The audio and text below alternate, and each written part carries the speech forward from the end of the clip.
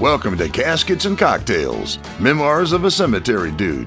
Get ready for a hilarious dive into the world of death care where cemetery industry veteran Mr. Danny and his daughter Katie will answer all those crazy questions you've been dying to ask.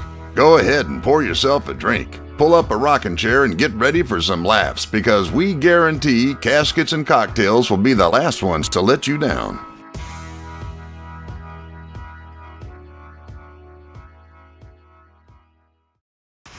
Hey guys, Katie Leverett here with Caskets and Cocktails. I'm Danny Faulkner. I'm her daddy.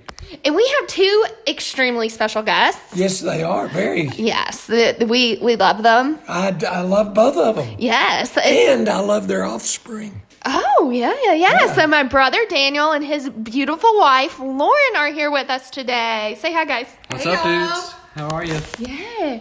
So today we have this is probably the most popular topic that we get questions on. And because we are getting into spooky season. Yeah, spooky season. Spooky season is here. I think you're mispronouncing spooky. How do you say it? Spooky.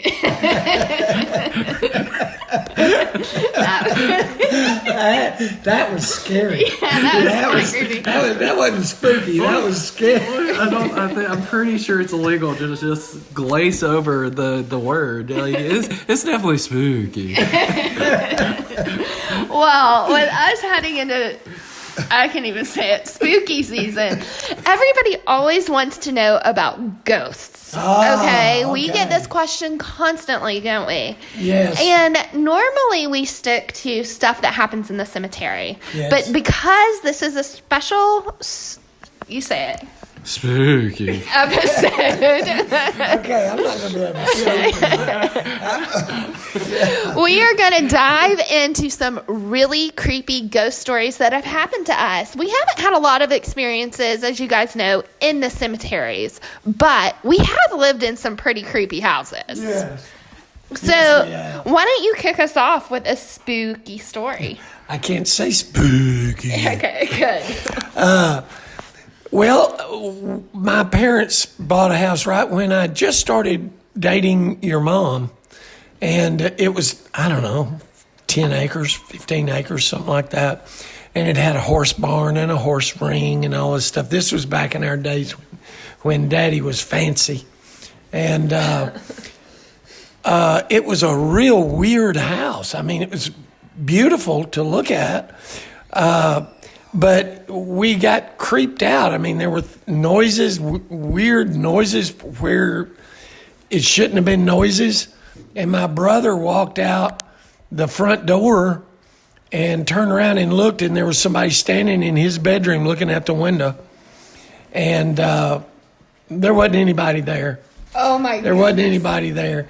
And we did hear a lot of voices. Mm-hmm. And they were saying things that you really couldn't quite understand, but it really freaked my mom out. And Mom was a unique character. She started making phone calls, and she found a guy that was a what do you call those? Medium. A medium. Oh. That would not be my go-to move, I don't think. Dive head first. Let's have a priest. Let's have a medium. Right. So instead of going the priest route, she went with the medium route, and you can't make this stuff up. It seems like a misnomer. It should be called heavy because it's pretty heavy. It's not medium. Well, this guy. Thank you. You're really killing it on this episode, Daniel. He worked at Sears. The medium worked at Sears? Yeah, she called him at his workshop, at his work area at Sears. And she had him come to the house. Okay. And so he came to the house one night, and it was spooky. Did he, sleep over? She was like, hey, would you like to come sleep over? You're talking about my mama here, you know. It's getting weird. Yeah, that is weird. No, she called him over, and he brought his, I don't know, it was like a kit It was, like a big briefcase kind of thing he opened up, and it had cards, and it had bones, and it had all kinds of stuff. What kind of bones? I don't know, kind of chicken bones. I don't know, some sort of bones. But he threw all this stuff on the table, and he started reading his cards and all this sort of stuff. And, you were talking about poltergeist. This area was supposedly, by the Sears guy, an Indian burial ground. And that I guess when they built the house, it disturbed the burial ground and let some spooks out. And so they were attached to this house. And he was saying they could attach themselves to furniture and stuff like that. So if you go to an antique store and you buy one, bring it home, and a spook gets out. You're screwed. Yeah. Oh, man, could you imagine? Give me this chair. I just got it. Gotta throw it away. But best chair I've ever had, and it's possessed. But anyway, it was scary. And he threw water around and he did some other stuff, and he says, it's fine. And like it's just regular water. Is this blessed water, or is it... I don't know if it was like something you get at Sears. I don't know. If he went to the spooky water department in Sears. I don't know. But anyway, back then Sears used to be a lot more versatile. Well, they had those big catalogs and stuff. Yeah. Mm-hmm. I don't remember ever seeing the spooky water department, but anyway, he did all of this, and he told us, you're fine, go about your business, spooks will be gone soon. They weren't gone like immediately. They'd have to pack their bags or something. I don't know. They had to clean some. I don't know what they were doing, but anyway, we were trying to sell our house, the other house. It was just a whole series of tragic events, and Dad had to file bankruptcy, and we lost the spooky house and moved back to our other house that we were trying to sell that I liked a lot better than the spooky house. And but it was just a real strange feeling. You would walk up the stairs and get really cold. You would always feel like somebody was watching you. And when you thought somebody was watching you, and then you heard whispers, kind of language. I mean, you couldn't really understand what they were saying, but you knew they were trying to talk to you about something. Mm-hmm. It was real odd. Yeah, that's super creepy. Mm-hmm. Super duper creepy. And I know that we have lived in a haunted house as teenagers. Yeah. And you've got a ton of stories, because I was actually in college when you guys lived there. So I didn't live there full time, but I definitely had some creepy things. But tell us about an experience in a haunted house from you, Daniel. So I have plenty of haunted house stories. So we lived in a house. It was built when? 1910? Yeah. Yeah, so it was built in 1910, like an old antebellum style house, like the what's that movie? Like Forrest Gump. Yeah, like that style house. Anyways, big white house, columns, all the whole big shebang. So one day when my friend and I, Ryan, we came home from school after school, I got home. I walked in the doorway, and when I walked in the doorway, there was a small shadowy figure standing at the base of the stairs. And of course, it's in the middle of the day, so you're not thinking first thing ghost. What you're thinking is there's a criminal in the house. So Dad was sitting in the living room, which was to the left of the stairs in another room. And there was a separate back staircase to the house that sort of wound up to the main living area upstairs. So you could take one set of stairs one way and the other set of stairs the other way. I screamed at Dad. I said, "Dad, there's a criminal." I took off, or a robber, whatever. I took off running. I don't know what I said. There's a criminal. Yeah, that's a weird phrase. Yeah. There is a villain. So I take off running up one way, and Dad takes off running the other way. I'm pretty sure Ryan just stayed steady at the bottom. Sounds about right. Just in case they try to get at the front door. Yeah. Oh, don't worry, guys. I'll guard the only way he didn't go. And so I take off running up those stairs.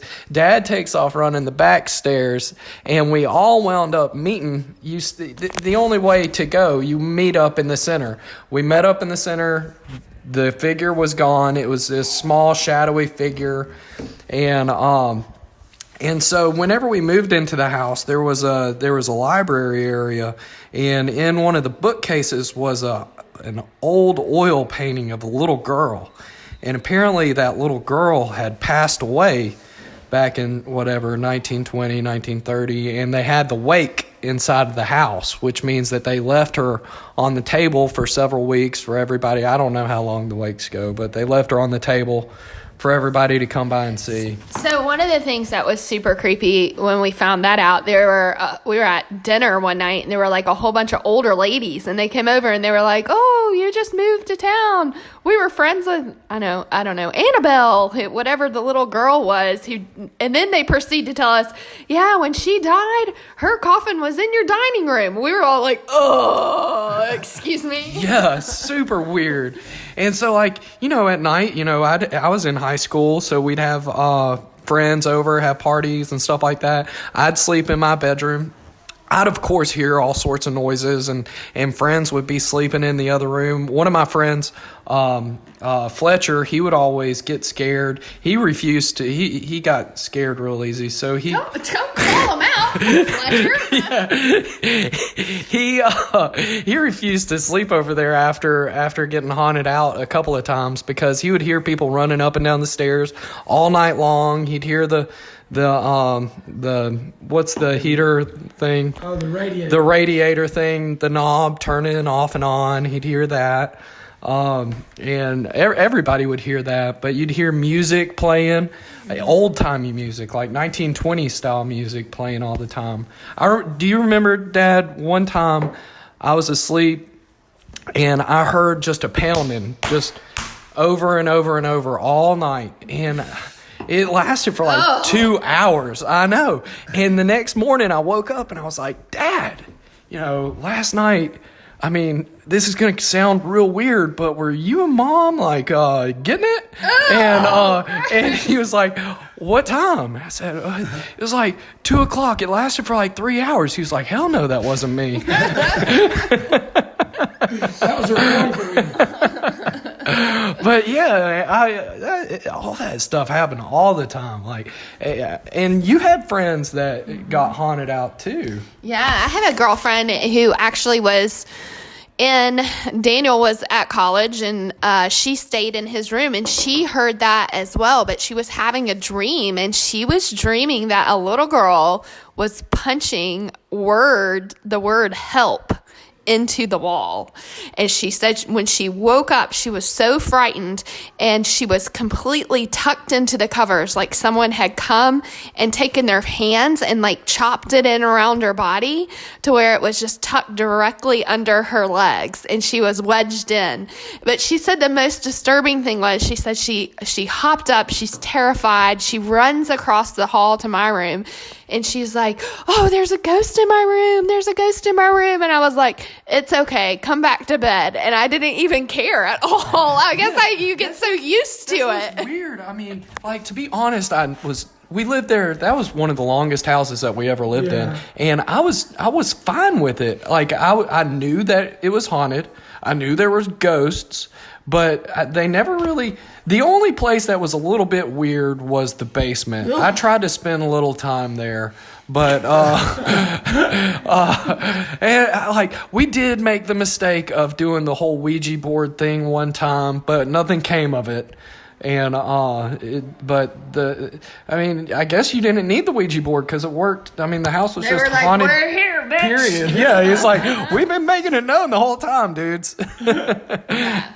So yeah, they were definitely not shy to let you know that they were there. Yeah. Yeah. Well, guys, I actually lived in a haunted house as well. And this was a house that me and my husband owned kind of right after we got married, maybe 3 or 4 years after we got married. And it was in a cute little downtown square. We had a train, railroad tracks, and actually the house Daniel was just talking about had railroad tracks right behind it as well. And so one of the things, everyone in our area, in our downtown square area, had issues. They had some problems with ghosts. And so stuff would happen. Cabinets would open, they would shut, you'd go to sleep. This was at my neighbor's house. They would go to sleep and wake up and all of their cabinets in their kitchen were open. And so it's kind of well known that a lot of the energy was brought through by the train, is what all the locals said. They said, oh yeah, they're here because of the train. And I don't quite get that. But in our little house, we had a cute little house with the most horrifying basement on the face of the planet. It was like, it was like kind of a dirt basement. There was It's like the Home Alone basement. It was. There was like a toilet down there for some reason. I don't know why. Like a working toilet in the basement. It was dirt floor. Our washer and our dryer were downstairs. And we could... my husband is so not into ghosts or anything like that. And so I kind of mentioned to him, I said, hey, I'm feeling uncomfortable when I'm in the basement. I said, I just feel like a really negative energy. I feel like when I'm washing clothes, somebody is standing directly behind me. I said, I turn around and there's nobody there. I said, but I just feel like an angry spirit. And my husband shocked me. He goes, oh yeah. He said, I know. He goes, I think it's a man, and I think he stands in that corner over there. And I was like, what? Oh my God, what is happening? So what is so crazy is I started doing our laundry at the laundromat because I was so scared about going to the basement. Neither one of us wanted to go down there. And so like Brian went down and had a talk with him, the ghost, and was just like, listen, dude, you're cool to stay here. You just stay in your corner and we will not mess with you if you don't mess with us. So that was basically it. And I felt okay after that. So he negotiated a treaty. He negotiated a treaty. I didn't go down there, and he stayed down there. So we were pretty good, I think. So that was kind of one of the spookiest things that I felt. But we did have some ghost hunters knock on our door one day, and they were like, hey, we hear everybody's house is haunted around here. Is your house haunted? And we were like, oh yeah, he's in the basement. And they wanted to do an investigation. And at first I was like, oh yeah, that'd be really cool. That'd be awesome. And so he called me back, and we really thought about it. And then I thought, oh my God, I have to live here. Like, what if it is some terrifying demon that's down there? And then I have to sleep upstairs. I would just rather not know. I mean, we already negotiated our deal with him he could have the basement and just leave us alone, and it was working out fine for both of us. So we definitely passed. I would be afraid that he would think you're going back on your word. Exactly. And all hell would break loose. Oh, I know. So, well, guys, we have another crazy story. It's going to come up after the break, but I just want to say another big thank you to Lindsey. You are such a sweetheart. You're very supportive of the show, and you are a Patreon subscriber. So, guys, if you love the show, go out and donate on Patreon. It really helps us to be able to keep the show going, and we appreciate anything. There's awesome stuff you can get for as low as $2. And Lindsey, thank you. And we appreciate your question.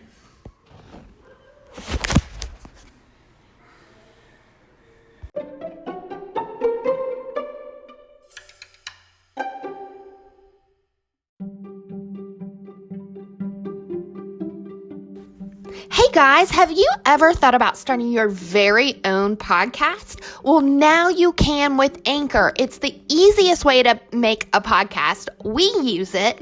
It's free. There's awesome creation tools that allow you to record and edit your podcast right from your phone or computer.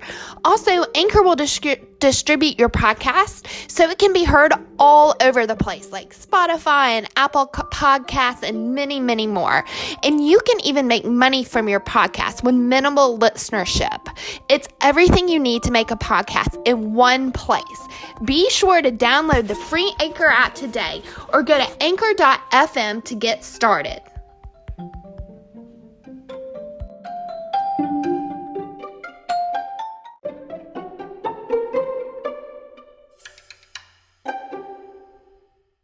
There's no way. Well, welcome back. This is our spooky episode. And one of the things that we've been talking about each episode lately is about our cocktails. And Lauren, share with us a little bit about the cocktail you're drinking tonight. I'm drinking a nice Chardonnay. It's called Eve Chardonnay from Charles Smith Wines out of Washington State. It's very light and crisp and good. So try it out. Yes, we love a good cocktail at Caskets and Cocktails. And we just wanted to leave you with a kind of creepy story. And if you live close to railroad tracks, watch out. Yeah. Well, the house that we had that Daniel talked about earlier, and you talked about with all the ghosts and all that sort of stuff, we had a smaller kitchen in that house. And we had a little television on top of the refrigerator. And when we were working in the kitchen, we'd have the television on and all this sort of stuff. Well, when we went to bed, we'd always turn the TV off. Mm-hmm. Well, it started coming on in the middle of the night, like 1, 2 o'clock in the morning. It would come on. And so I'd have to go, it would wake me up, I'd have to go in there and turn the TV off. And there was a railroad track behind the house. So I told my wife, I said, baby, it's just the fact maybe a train comes by, the electronics, the switches or whatever, it just turns the television on. And so... Seems like that seems like a plausible explanation for like an insane person. Well, she believed that. So... Anyway, so... In your head, you're like, it's totally the train. Oh, my God, my house is haunted. Yeah, trains turn on TVs. That's what they do. I lost my remote. Where's the train? Well, it's just... Well, how do you explain it, So I explained it, and it worked for just a little bit. And so she was telling people, that we've got this television, every time a train comes by, it turns on. Uh-huh. And they're all looking at her. Well, there's two things. Somebody said, well, the trains don't come by at night. They stop running at like 6 o'clock in the evening. The law won't let them come through town past 6 o'clock. Well, that kind of blew that one out the window. And then it started changing channels. Oh. And the first time it changed channels, we had it on the news when we turned it off. And then it changed channels to a murder show. Oh, God. And that was kind of hard for me to explain to them. We unplugged it. Yeah. But because I couldn't afford to move. Yeah. I mean, You're just kind of stuck. Yeah, exactly. But not only did it just do that with the TV, it was basically anything that was a new electronic that came in the house, it would want to play with. And so it would turn radios on. It would make alarm clocks go off. It would turn any new TV on and off. So it was one of those things where it was like, if it was something new that came in, it would happen for probably 2, 3, 4 weeks. And then it was like, they were like, okay, we get it now and we're done. And they would stop playing with it. Well, see, the thing about this house is that during World War I, where we lived, that was where they sent all the pilots for training. That's where Charles Lindbergh learned to fly. That's cool. And the people that lived in that house would entertain the pilots for that that fought in World War One, and so all of this I'm thinking is like a slip in time. You hear the screaming on the football game. Somebody just scored. That's my 3-year-old grandson, but it was just really so weird that the music we heard was back in the 20s or the teens. The noises that we heard were back in the teens. And so all of this new electronics was news to all those guys that may have fought and died in World War One. And because they had so much fun at that house, that's where they came back to. Yeah. That's my theory, and I'm sticking to it. I was at a bar one time, and I met the girl that lived in the house prior to us, and she was like, yeah, I used to wake up all the time with my alarm clock going off at random hours, everything like that, and all of their electronics did weird stuff as well. It crept from family to family. It stayed in the house. Is that the girl that painted her room purple? It was a maroon. It was a dark red. It was hard to paint over. We knew that. Yeah. Well, guys, we just love answering your questions, and this spooky episode was really brought to you by a Patreon subscriber. So if you want to get your question answered, maybe you will have a whole episode dedicated to you, like Lindsey. So thank you, Lindsey. Also, you guys, be sure. I'm not going to say her last name. Yeah. Mims. Be sure to check out Caskets and Cocktails on all the social media platforms. Also, be sure to check us out on our website. We have lots of cool stuff on our website, as well as support us on Patreon. Because remember, Caskets and Cocktails will be the last ones to let you down.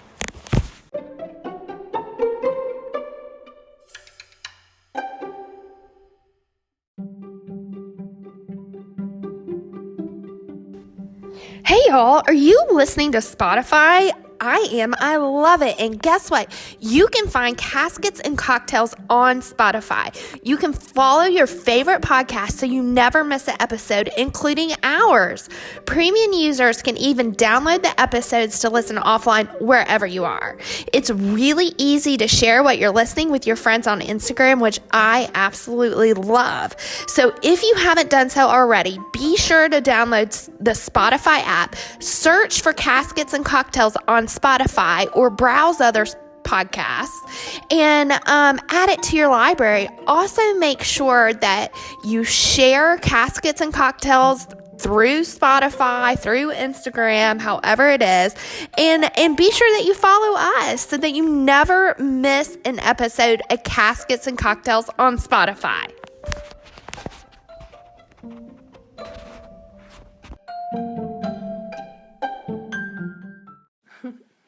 So, Daddy, do you know about Patreon? No, tell me all about it. All about it. So, Patreon is a way that our listeners who we love them, can support the show. We love doing the show. I do. I do too. And we want to do more of the show. I get to spend time with you. That's so sweet. Aww. I've always wondered about that. But anyway.